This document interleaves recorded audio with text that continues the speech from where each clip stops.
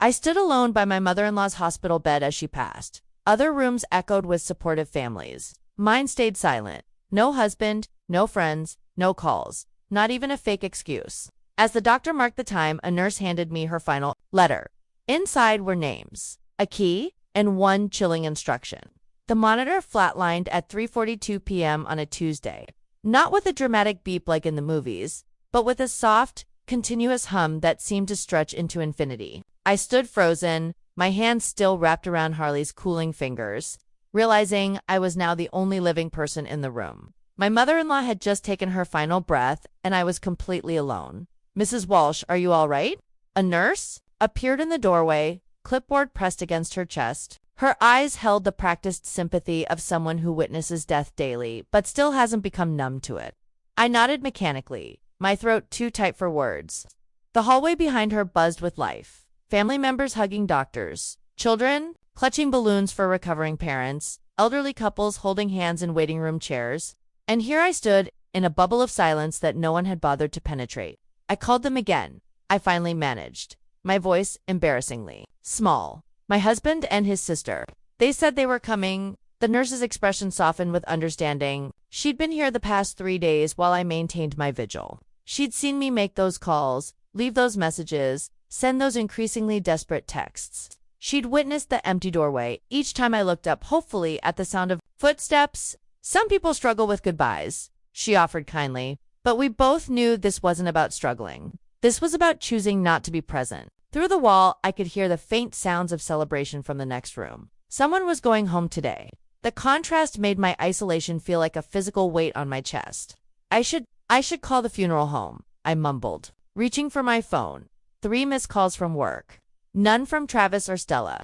"The doctor will handle the paperwork first," the nurse explained gently, guiding me to sit in the chair I'd barely left for 72 hours. "And there's something else. Holly left this for you." From her pocket, she produced a sealed envelope, slightly wrinkled at the corners. My name was written on it in Holly's distinctive handwriting, sharp, angled letters that somehow remained elegant despite her illness. "She made me promise to give it to you only after she was gone," the nurse explained. She was quite insistent. My fingers trembled as I accepted it. In the 3 years I'd been married to Travis, Holly had always been polite but distant. We weren't close confidants sharing secrets. What could she possibly have to tell me that couldn't be said while she was alive? I broke the seal carefully and pulled out a single sheet of paper. Inside was a key taped to the top of the page, old and slightly rusted. Below it, an address I didn't recognize and a single line of text that made my blood run cold. "They never loved me. Now they will learn what it means to be forgotten." "Is everything okay?" the nurse asked, noticing my expression. "Yes," I lied quickly, folding the paper. "Just some final thoughts." After signing the necessary forms and collecting Holly's meager personal effects, a nightgown, reading glasses, and a worn paperback, I walked out of the hospital in a daze. The late afternoon sun seemed inappropriately bright. In the parking lot, families helped patients into cars, some with balloons or flowers, others with new babies. Normal life continuing while mine felt suspended. I sat in my car for 20 minutes before I could bring myself to turn the key. During those moments, I replayed Holly's final weeks in my mind, her increasing withdrawal, the long silences punctuated by cryptic comments I'd attributed to medication, the way she would stare at me sometimes when she thought I wasn't looking, as though trying to memorize my face. Or perhaps, I realized now, as though she was making a decision. The drive home felt surreal. Traffic lights, pedestrians, everyday life continuing while I carried the weight of Holly's death and her mysterious message. I checked my phone at a red light. Still nothing from Travis or Stella. I was hanging my coat when my phone finally rang.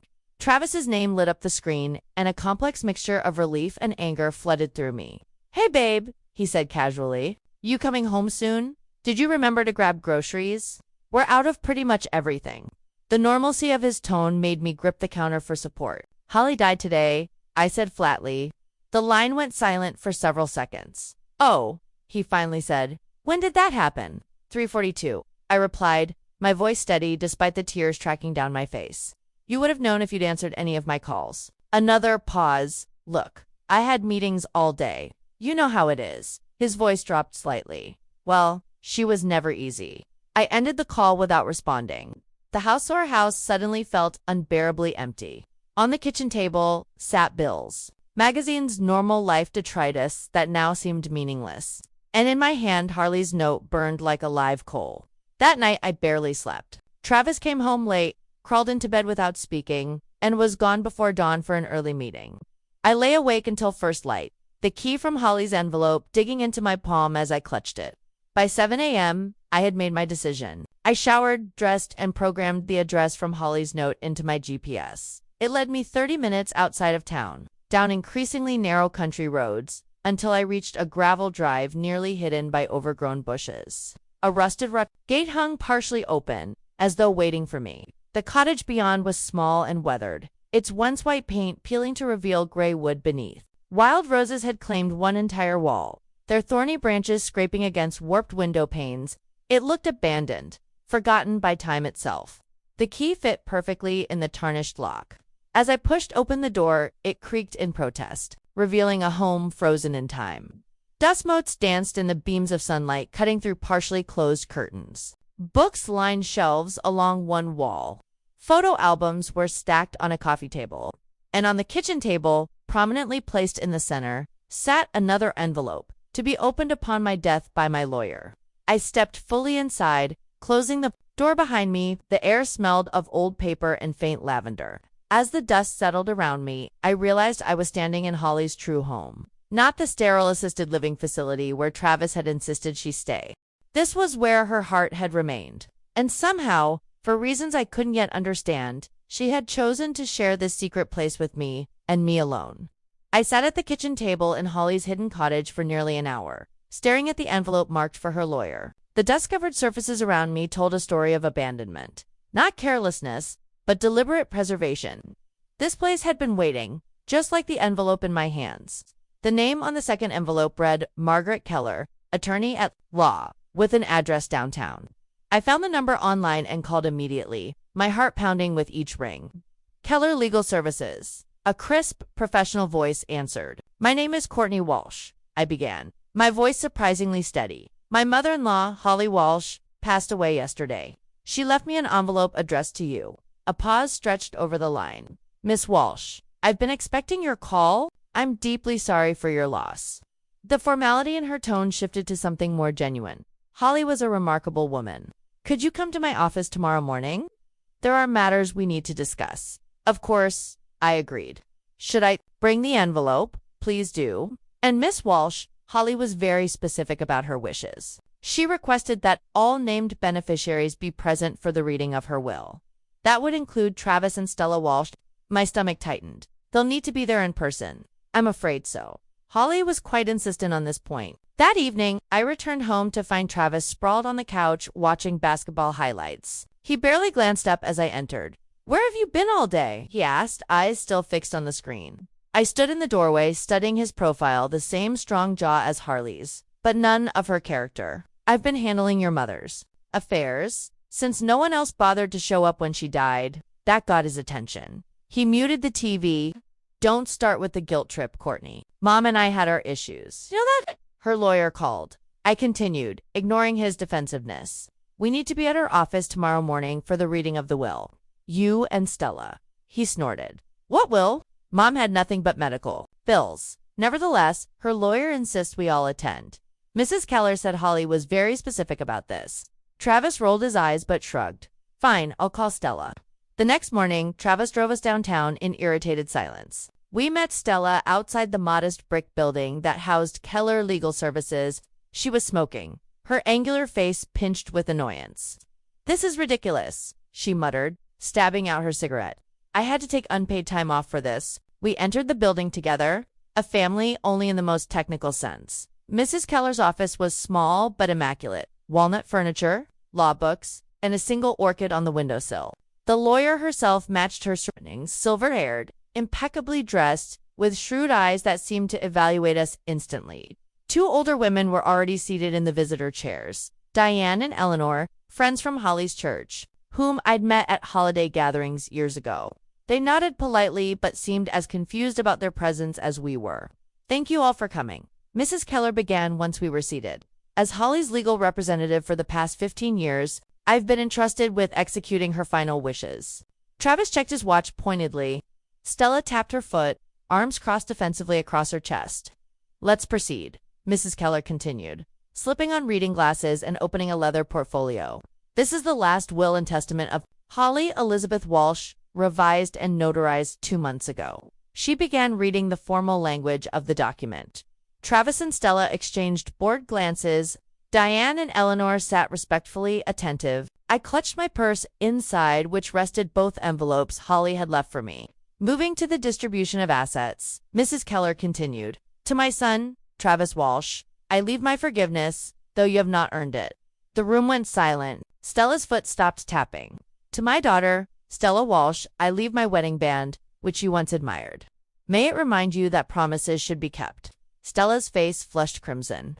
To my friends, Diane Mercer and Eleanor Thompson, I leave my gratitude for the kindness you showed in my final year, and a sum of $5,000 each. The two women exchanged surprised glances.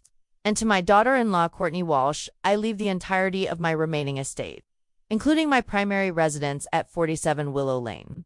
All bank accounts, investment portfolios, insurance policies, and personal possessions. The silence cracked. What? Stella's voice sliced through the room. That's absurd. Travis leaped to his feet. There must be some mistake. Courtney barely knew my mother.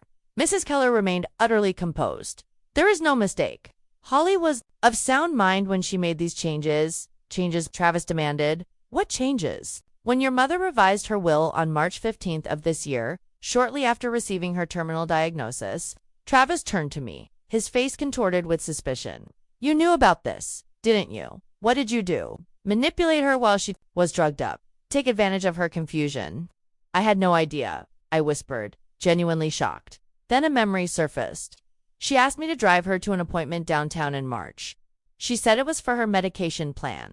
I waited in the car. I never knew. How convenient. Stella spat. The devoted daughter-in-law act worked perfectly, didn't it? Well, we'll contest this. Mom wasn't in her right mind. Mrs. Keller cleared her throat. I anticipated this reaction. Holly did as well. She slid a document across the table. This is a psychiatric evaluation performed 1 week before Holly changed her will, certifying her mental competency. She also recorded a video statement explaining her decisions, which will be provided to the court if necessary. Travis's face had gone pale. How much? He asked hoarsely. How much did she leave? Mrs. Keller glanced at me. The cottage alone is worth approximately $300,000. There are investment accounts totaling just over $270,000, and insurance policies worth $150,000. Holly lived modestly but invested wisely. Diane and Eleanor were staring at me with a mixture of surprise and something else, respect perhaps, or vindication. This is legally binding, Mrs. Keller continued. My office will handle the transfer of all assets. And now, if you'll excuse us, I need to speak with Mrs. Walsh privately. After Travis and Stella stormed out, followed by the two friends, Mrs. Keller handed me a third envelope. Holly asked me to give you this after the reading. She said you would understand.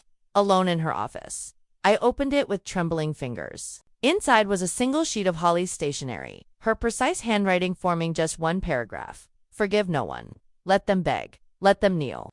And when they do, smile, turn, and walk away. I folded the note carefully and placed it in my purse alongside the others. When I looked up, Mrs. Keller was watching me with quiet understanding. She chose you for a reason, the lawyer said softly. Not just as her beneficiary, but as her voice. In that moment, I finally understood. Holly hadn't simply left me money or property. She'd given me something far more valuable, the power she'd never had in life. And with it, a mission that would test every part of me. Outside, Travis was waiting by the car, his expression a storm of confusion and rage. Stella had disappeared. As I approached, I felt something shift inside me, a new strength flowing through my veins. Holly's voice seemed to whisper in my ear. Now they will learn what it means to be forgotten. The drive home from Mrs. Keller's office was excruciating. Travis white-knuckled the steering wheel, his jaw clenched so tight I could see a muscle twitching beneath his skin. Neither of us spoke. The silence hung between us like a third passenger, heavy with unspoken accusations. I'm going to stay at the cottage tonight, I finally said as we pulled into our driveway. I need to sort through some of Holly's things. Travis gave me a sideways glance, calculation replacing anger in his eyes. Take whatever you need. This must be overwhelming for you. The sudden shift in his tone made my skin crawl. I gathered an overnight bag without another word and drove back to Holly's secret home. My home now, according to the will. The cottage felt different in the gathering, twilight less abandoned, more expectant. I turned on lamps, swept away cobwebs, and made a cup of tea in the kitchen where dust coated every surface. On a shelf near the fireplace, I discovered a row of leather-bound journals spanning decades, each labeled with a year in Holly's precise handwriting. I selected the most recent one and settled into an armchair by the window. Outside, crickets began their evening chorus as I turned to the first page. Ben has been gone 7 years today. Holly had written, Travis called for the first time in months. He needed money for car repairs. I gave it to him because I'm a fool who still believes a mother's love should be unconditional. Ben would be furious with me. I read until my eyes burned. Journal. After journal revealed a woman I'd never truly known, sharp, observant, and increasingly isolated. Holly had documented everything Travis's escalating financial demands. Stella's cutting remarks about her embarrassing fashion choices and outdated opinions. Friends who drifted away when her illness made socializing difficult called Travis 3 times this week. Read an entry from just 6 months ago. He's screening my calls. When he finally answered, I could hear a basketball game in the background. He said he was swamped but would visit soon. That was February, it's now June. Most heartbreaking were her descriptions of holidays spent alone. Made a small turkey anyway. Set the table for 4 out of habit, though I knew no one would come, Stella texted. They're spending Christmas with her boyfriend's family in Vermont. Travis didn't even bother with an excuse this year. I slept fitfully that night, Holly's words echoing in my dreams. The next morning, I discovered a wooden chest tucked under the bed in the main bedroom. Inside were bundles of letters tied with faded ribbon correspondence between Holly and Ben, spanning their 40-year marriage. One letter, dated just weeks before Ben's death, struck me particularly. My dearest Holly, Ben had written in shaky script, the doctor says I don't have much time, so I need to say what matters. Our children have become strangers to us. Not in one dramatic moment, but in 1,000 small betrayals. You'll want to leave them everything because that's what mothers do. Don't reward those who abandon us in our hour of need. Remember what we built together, Holly. Do what's right, even if it's hard, even if it breaks your heart. I carefully returned the letter to its envelope, understanding now the seeds of Holly's final decision. These weren't the bitter actions of a vindictive old woman. They were the considered choices of someone who had finally recognized a painful truth. Some ties, even blood ties, aren't worth preserving when they've been stretched beyond recognition. My phone buzzed with Travis's name on the screen. I hesitated before answering. Hey, he said, his voice unnaturally cheerful. Just checking on you. I made your favorite pasta for dinner if you want to come home. I'll be staying here another night, I replied. There's a lot to go through. No problem, he said smoothly. I was thinking, why don't we take a weekend trip soon? Just us, like the old days. We could use some time to reconnect after everything that's happened. My stomach churned at his transparent attempt. Maybe. I said noncommittally, I'll let you know. For the next week, Travis's metamorphosis was both fascinating and repulsive to watch. He called daily with solicitous questions about my well-being. He cleaned the house, cooked elaborate meals on the nights I came home, even bought me flowers. The performance was flawless, but hollow. His eyes remained calculating, watching for any sign his strategy was working. Then the court summons arrived. Petition to contest validity of will, the document proclaimed in bold type. Stella had filed a formal challenge, claiming Holly had been of unsound mind and subject to undue influence. The allegations painted me as a manipulative opportunist who had isolated Holly and poisoned her against her family. I called Mrs. Keller immediately, my hands shaking. I expected this, she said calmly. Stella consulted 3 different attorneys before finding one desperate enough to take her case. Don't worry.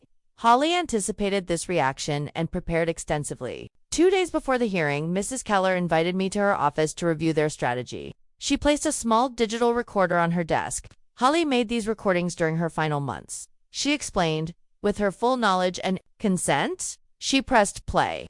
Holly's voice, thinner than I remembered, but clear and articulate, filled the room.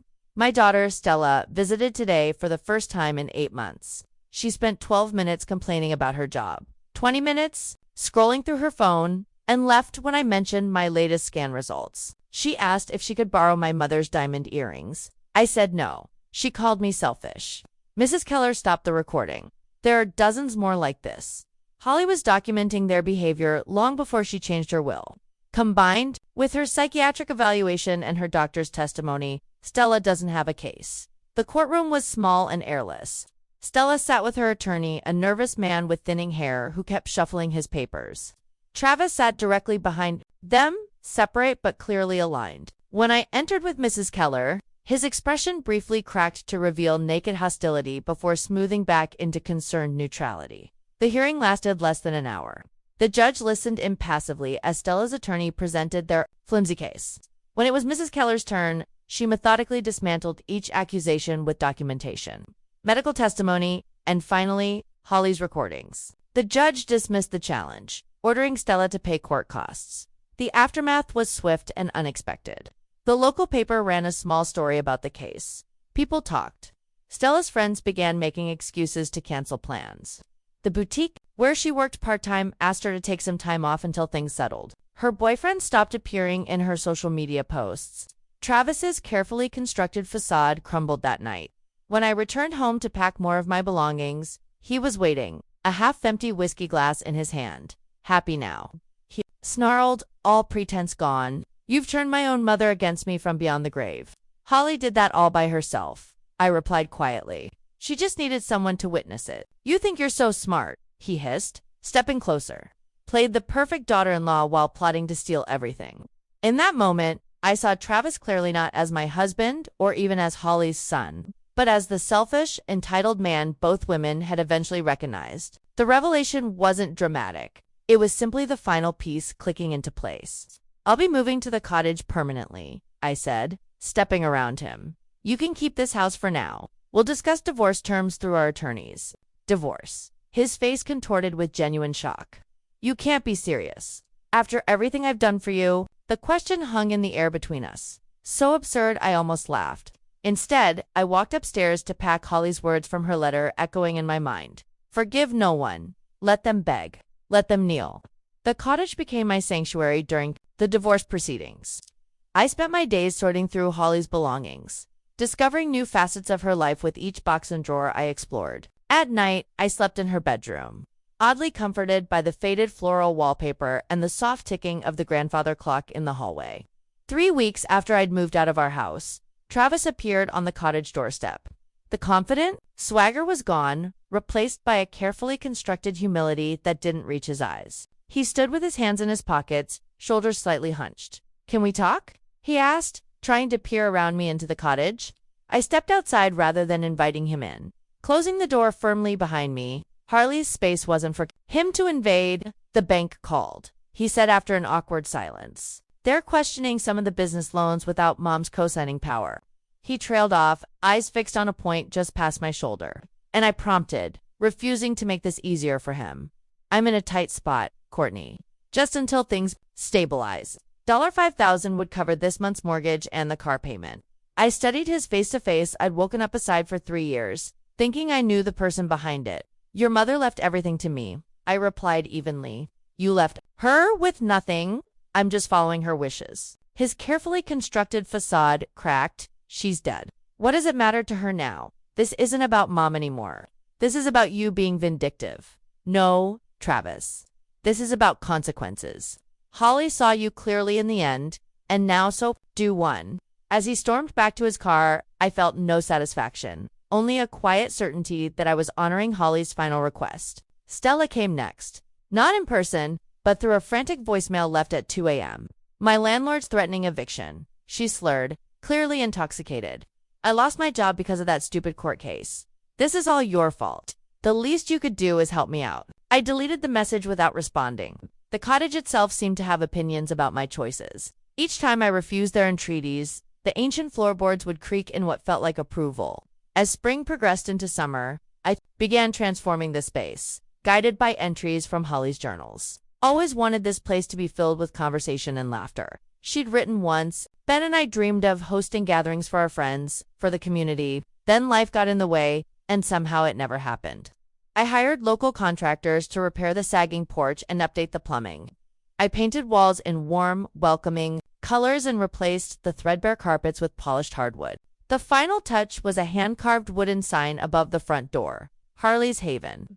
Mrs. Keller helped me establish a nonprofit foundation with a portion of Harley's investments.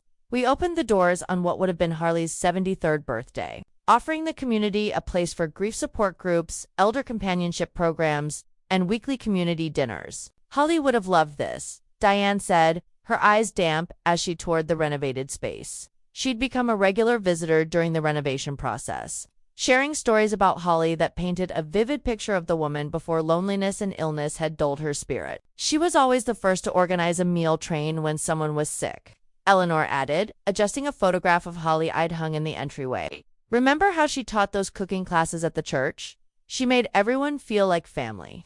The irony wasn't lost on me. Holly had created family connections with virtual strangers while her own children had abandoned her. But through the foundation's work, a new narrative emerged. People in town began speaking of Holly differently, no longer the reclusive old woman who died alone, but the generous spirit whose legacy was bringing the community together. 6 months after Holly's death, Travis made his most calculated move. He invited me to lunch at our old favorite restaurant, an intimate Italian place where we'd celebrated anniversaries and birthdays. He arrived early, securing our usual table by the window. When I sat down, he immediately reached for my hands across the table. "I've been doing a lot of thinking," he began, his voice low and earnest. "A lot of searching. I wasn't the husband you deserved. I wasn't the son my mother needed." I slipped my hands from his grasp, watching him carefully. "I want us to start over, Courtney. Renew our vows. Rebuild what we had." He pulled a small velvet box from his pocket and placed it between us. "I found Mom's engagement ring and her things before everything happened. She would have wanted you to have it." The lie was so blatant, it almost took my breath away. Holly's engagement ring was locked in my jewelry box at the cottage, one of the few personal items she'd kept with her at the assisted living facility and which had been returned to me with her effects. "That's not her ring, Travis," I said quietly. His composure faltered momentarily before he recovered. "Well, it's similar. The point is, I want to make things right. Meet me at Riverside Park this weekend. We can talk about our future." I agreed, more curious than conflicted about what he might try next. The park was ablaze with autumn colors when I arrived on Saturday. Travis waited by the stone bridge where he'd proposed 3 years earlier, his theatrical sense of symmetry on full display. He'd even brought champagne and 2 flutes. "You came," he said, unable to hide his surprise and relief. I did. I reached into my bag and pulled out a manila envelope. "I brought something for you as well." His face brightened as he reached for it, doubtless expecting some sign of capitulation. Instead, he found divorce papers already signed by me. "What is this?" he demanded, though the answer was clearly spelled out on the first page. "Exactly what it looks like. You made your choices long ago, Travis. Now I'm making mine." "You can't do this," he sputtered. "After everything I've done to make things right." "You haven't done anything to make things right," I corrected him. "You've done everything to get your hands on Holly's money. There's a difference." He ripped the papers in half a childish gesture that changed nothing. "My attorney had the originals. This isn't over," he threatened, storming away. But it was. 2 days later, an email arrived from Stella. Gone was the entitled anger of her earlier communications. In its place was a carefully crafted apology and a heartfelt plea for assistance. "I've hit rock bottom," she wrote. "I know I don't deserve your help, but I'm desperate. Even a small loan would make a difference right now." I considered her words for a long time, remembering Holly's final letter. Then I scanned that letter and attached it to my reply. Nothing more, nothing less. Forgive no one. Let them beg. Let them kneel. And when they do, smile, turn, and walk away. I blocked her email address immediately afterward. That evening, I walked through Holly's Haven after everyone had gone home. The room still held echoes of the day's conversations. Elderly neighbors sharing stories over tea. A young widow finding solace in a support group. Children laughing during an after-school program. For the first time since Holly's death, I felt a genuine sense of peace wash over me. I wasn't just someone's wife anymore.